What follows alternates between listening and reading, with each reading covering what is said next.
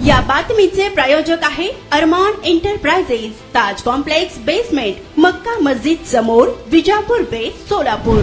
माजी मंत्री हर्षवर्धन पाटील यांनी शरदचंद्र पवार राष्ट्रवादी गटात जाण्याचा निर्णय घेतला आहे। या निर्णयावर आमदार पंकजा मुंडे यांनी आपली प्रतिक्रिया दिली आहे। हर्षवर्धन पाटील यांनी भारतीय जनता पक्षात राहायला हवं होतं असे पंकजा मुंडे यांनी म्हटलं आहे।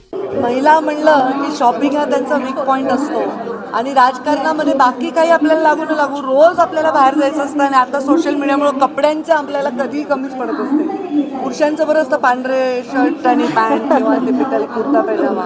तर त्यामुळे आता मी इथे बचत गटाच्या प्रदर्शनाच्या उद्घाटनाला आले। आमच्या खासदार, आमच्या आमदार म्हणून आमच्या सहकारी राहिलेल्या मेधाताई यांचं हे प्रदर्शन यांनी आयोजित केलेलं आहे। त्या दरवर्षी करतात, अत्यंत सुंदर देखणं असं प्रदर्शन आहे। त्याचं उद्घाटन माझ्या हस्ते झालं आणि मग नॅचरली सगळ्या बचत गटांचे एवढे सुंदर प्रोडक्ट्स आहेत तर त्यांनी मला दाखवले आणि त्यांना एनकरेज करण्यासाठी आणि खरंच ते चांगले होते म्हणून मी पण शॉपिंग केली। ताई, आरक्षणाचा प्रश्न महाराष्ट्रात गाजतोय। आज सकाळी शरद पवार यांनी असं म्हटलं की पंचावं आणि त्यामुळे ज्या राहिलेले समाज आहेत त्यांना आरक्षणाचा फायदा मिळू शकतो। माझं यावर माझं दरवेळी एकच उत्तर आहे, कोणीही स्टेटमेंट जरी केलं, पवार साहेबांनी जरी केलं आणि कोणीही केलं तरी माझं एकच म्हणणं आहे, कायद्याच्याच चौकटी जे बसेल ते व्हावं आणि त्याप्रमाणे आरक्षणाचं म्हणजे काय म्हणतात विभागणी असेल। मराठी भाषेला मला खूप आनंद आहे, मनापासून आनंद आहे। मराठी भाषेविषयी माझ्या मनामध्ये अफाट प्रेम आहे।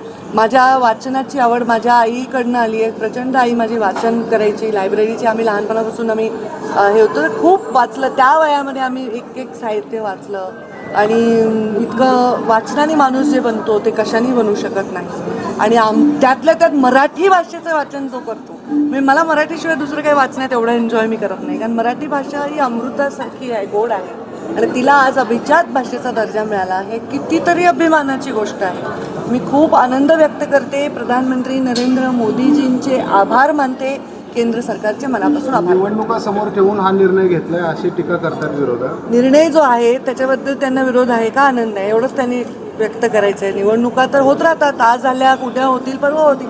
निवडणुका होत आहेत म्हणून एखाद्या चांगल्या निर्णयाला थांबवून धरायचं किंवा त्याला करायचं असं प्रकार होऊ शकत नाही। मंत्रिमंडळात आम्हीही काम केलेलं आहे। हे लोकहिताचे निर्णय आहेत, आता ज्या काही योजना झाल्या त्या लोकांना हित देत आहेत, त्यामुळे लोकहिताचे निर्णय असताना त्याचं काय वाटतं त्या निर्णयाबद्दल, लोकांचं भलं होईल का नाही हे उत्तर द्या।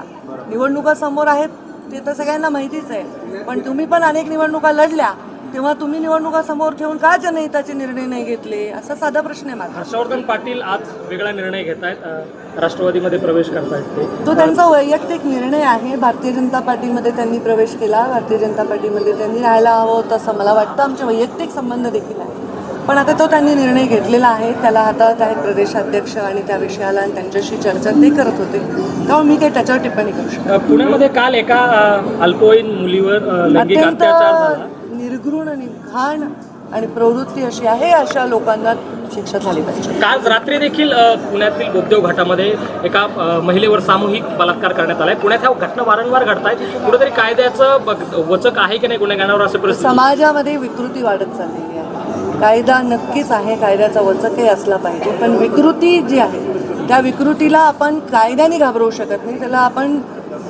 संस्कार आणि त्याला प्रबोधनाने आपल्याला बदलावं लागतं। तर कदाचित नवीन पिढी तयार करताना आपण काही गोष्टी, महिलांना आदर करणं, महिलांचा सन्मान करणं याचं जास्तीत जास्त इन्कल्केट केलं पाहिजे असं मला वाटतं। कायद्याचा धाक असलाच पाहिजे, तो आहेच आहे, पण विकृती आहे आणि ही वाढत चाललेली आहे। संजय राऊत म्हणतात की आता पोस्टरमध्ये जे देवेंद्र फडणवीस बंदूक घेऊन उभे आहेत त्यांनी आता त्या पोस्टरमधून बाहेर यावं आणि या बलात्कारांचा एन्काउंटर करावा, जसा बदलापूरमध्ये केलं।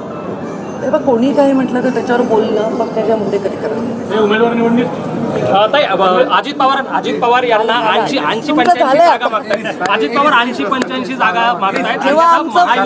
जेव्हा आमचं फायनल वाटप होईल तेव्हा मी तुम्हाला ऑफिशियल आकडा सांगेन। सन्मानजनक जागा वाटप नाही झालं तर त्या बाहेर पडण्याचा विचार करू शकतो मी, नाराजी राष्ट्रवादी दिसते। मला असं काही ऐकिवत नाही, हे फक्त मीडिया बोलतो। सोलापूर शहरात विविध प्रकारचे अत्तर, perfume, massager, hair dry, important goggle, important watch, नवीन गॅझेट मिळण्याचे एकमेव ठिकाण अरमान एंटरप्राइजेस। आमचा पत्ता ताज कॉम्प्लेक्स बेसमेंट, मक्का मस्जिद समोर, विजापूर बेस, Solapur. Proprietor doctor Mohsin Bagwan. Contact 9922 55 9711।